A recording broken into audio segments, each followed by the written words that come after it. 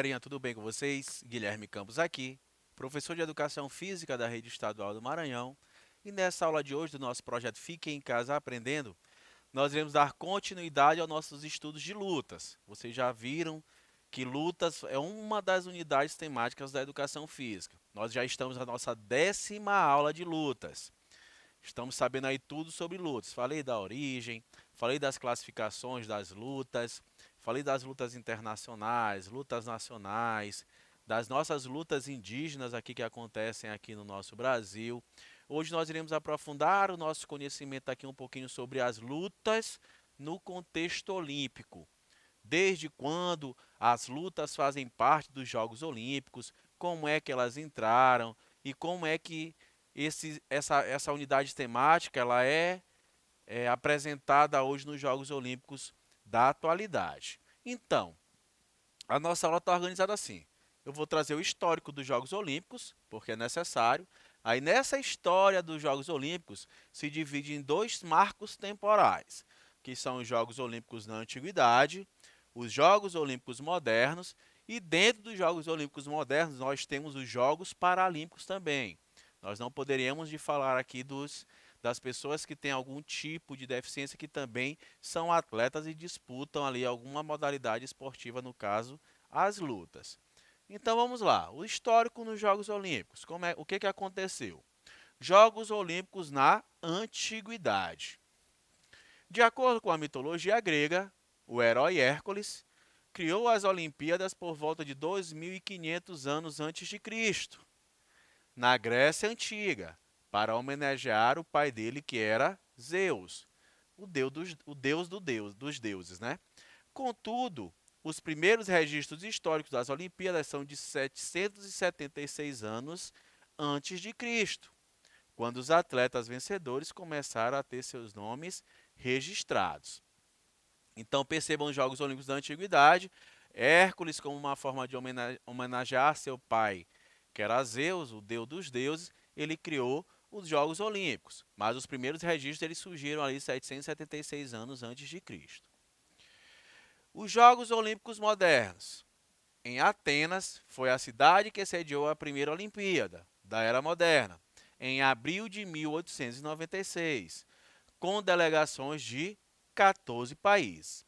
Desde essa época, os Jogos Olímpicos passaram a ser realizados de 4 em 4 anos, à exceção de 1914 e 1918, 1939 e 1945. E também teve um certo adiamento aí na Olimpíada que iria acontecer em 2020, que aconteceu apenas ano passado, em 2021.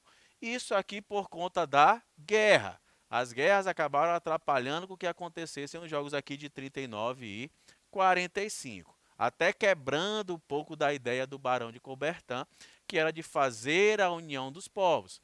Tanto que os arcos olímpicos demonstram aqui a união de todos os continentes.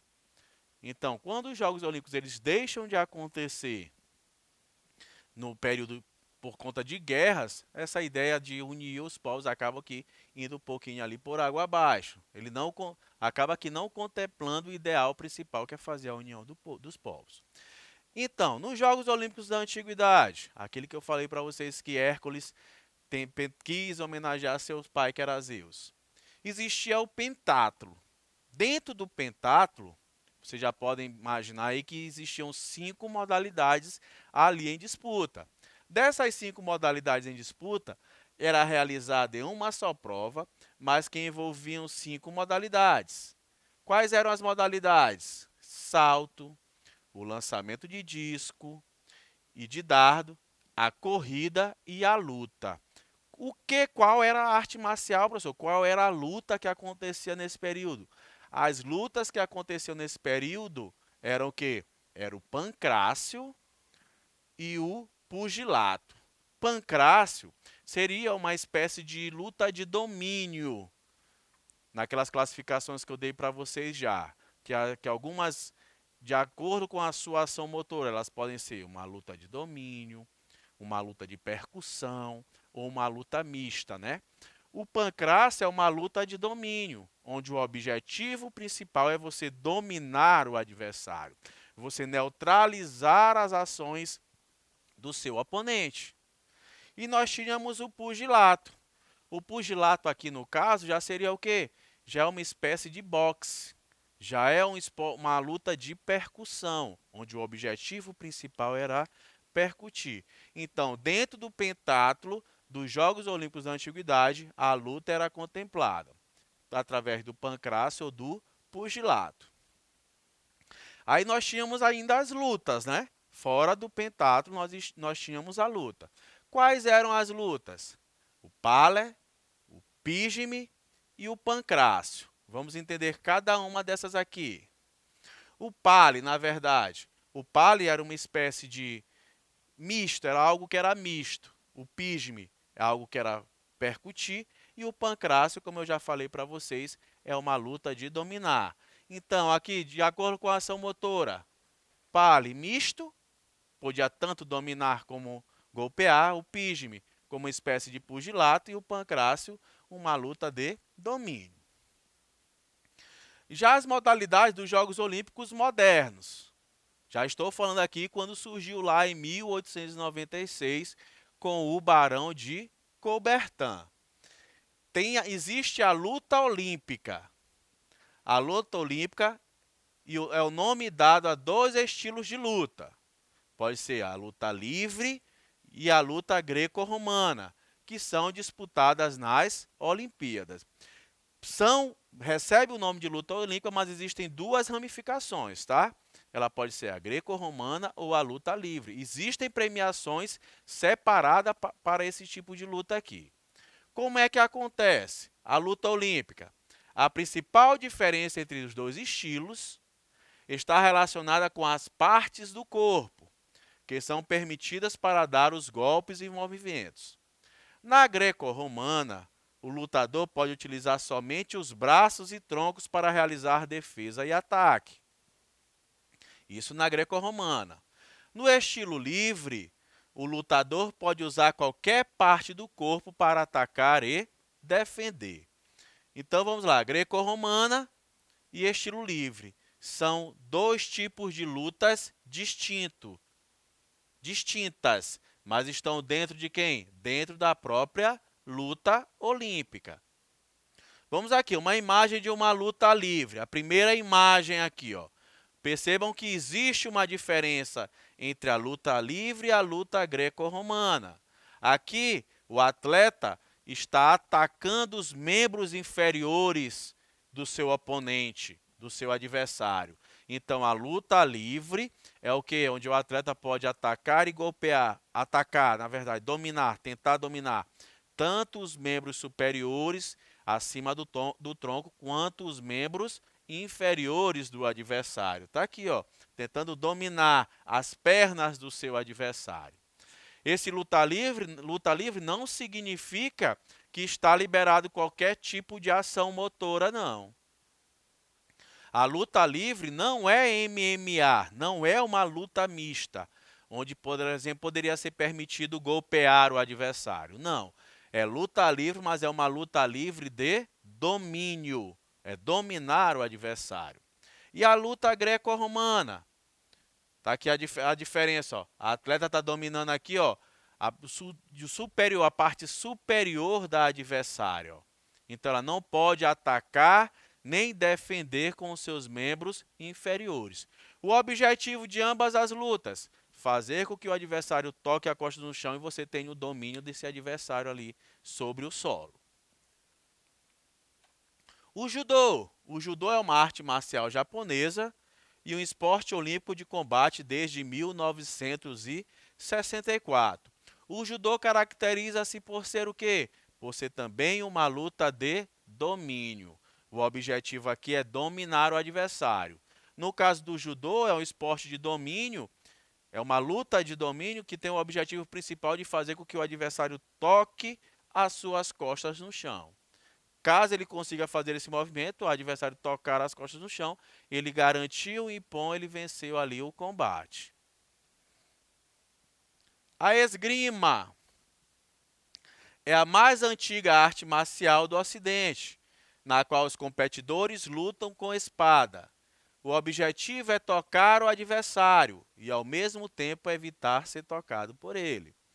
Quanto àquelas classificações que eu dei para vocês, quanto à ação motora, eu falei quanto à ação motora, falei também quanto à distância. A esgrima é uma luta que ela se caracteriza por ser um esporte de longa distância, onde os adversários não se tocam. Existe um implemento, existe algum instrumento, alguma coisa que faz com que eles se toquem. No caso aqui, os atletas de esgrima utilizam aqui o sabre, onde eles vão e tentam ali tocar o adversário. Aí existe um critério de pontuação na cabeça, na barriga, na altura do peito, qual é a pontuação que os atletas vão ali recebendo. Como é que acontece? São movimentos muito rápidos. Percebam aqui que nessa atleta aqui, ó, existe uma linha aqui atrás, ó, são as marcações, que é tudo hoje em dia é computadorizado, toda a tecnologia vem ajudando. Então, quando essa esgrima ali, quando ele consegue esgrimar, tocar o adversário, a pontuação ali acontece de forma instantânea. Não é algo visual, não tem um árbitro ali olhando se tocou, não. A tecnologia ajuda bastante.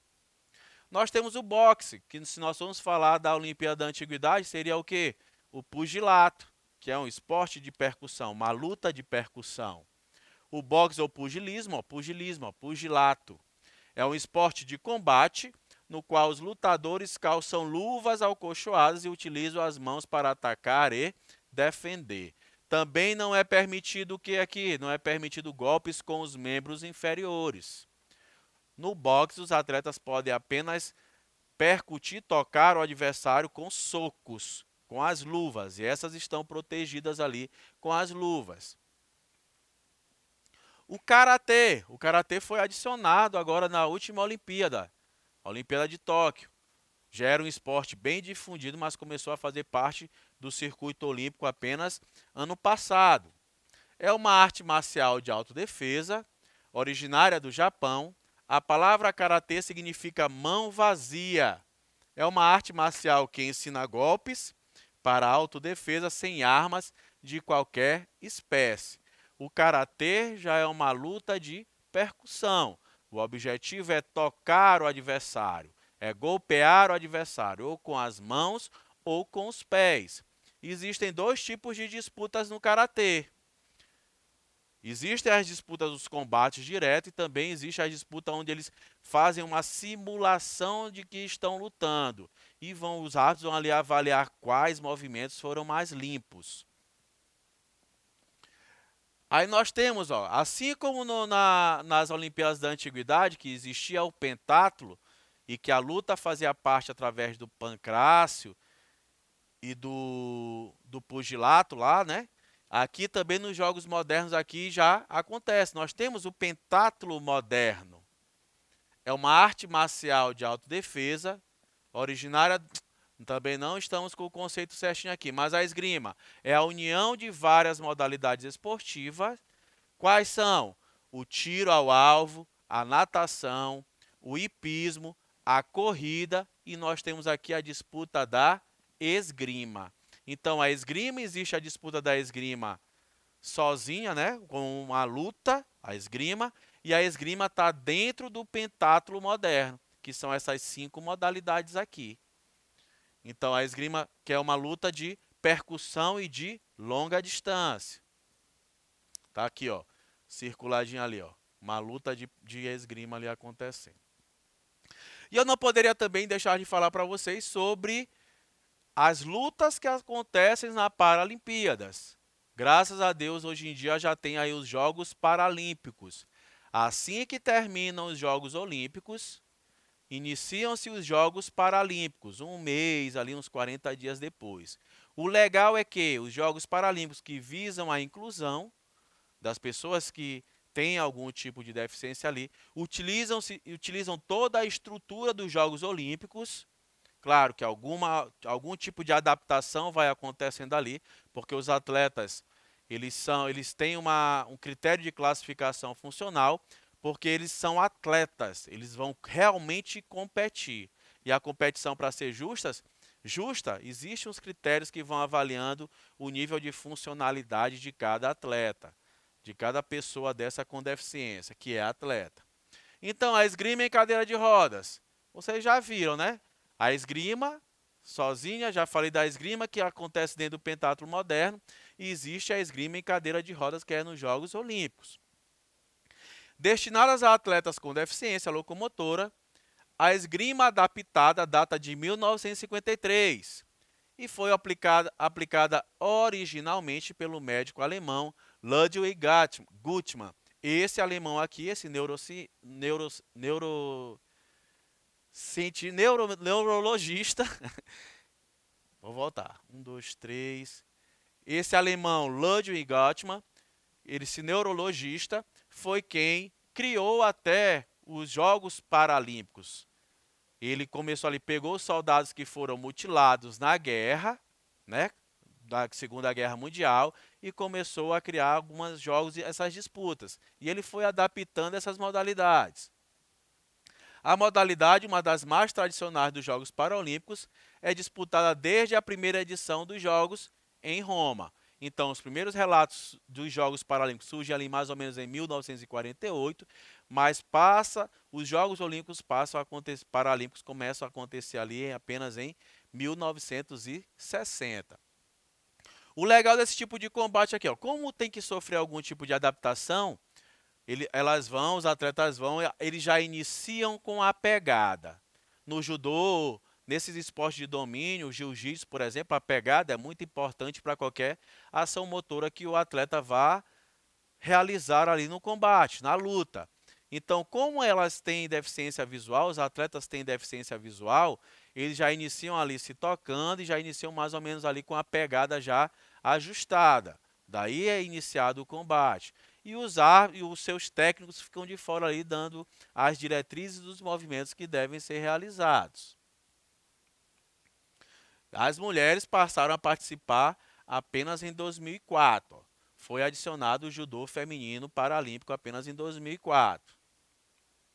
E o para-taekwondo? O para-taekwondo teve o seu primeiro campeonato organizado em 2009 e é disputado em duas modalidades, Kyorugi, luta, e o Punsei, formas. O formato de competição é igual ao do taekwondo, tendo algumas diferenças nas suas regras.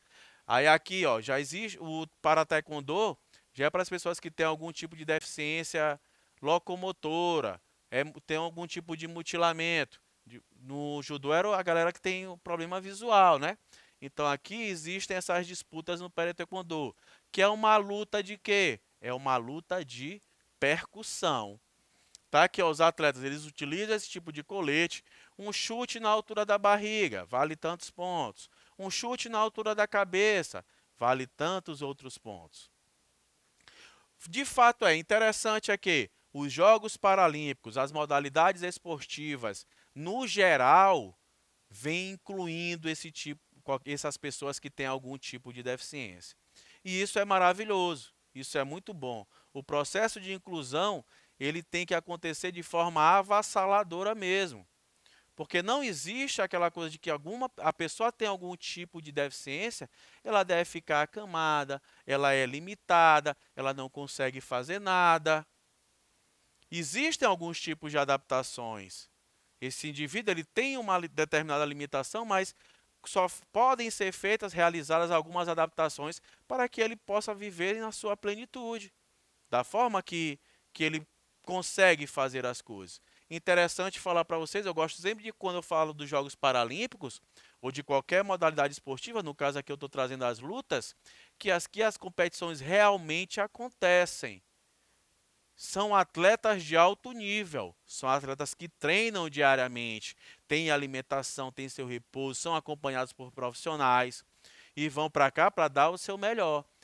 Pessoas com deficiências não gostam de ser vistas como coitadinhos, e aqui elas vêm e provam que elas têm bastante força, bastante resistência, que atingem um nível altíssimo de aptidão física.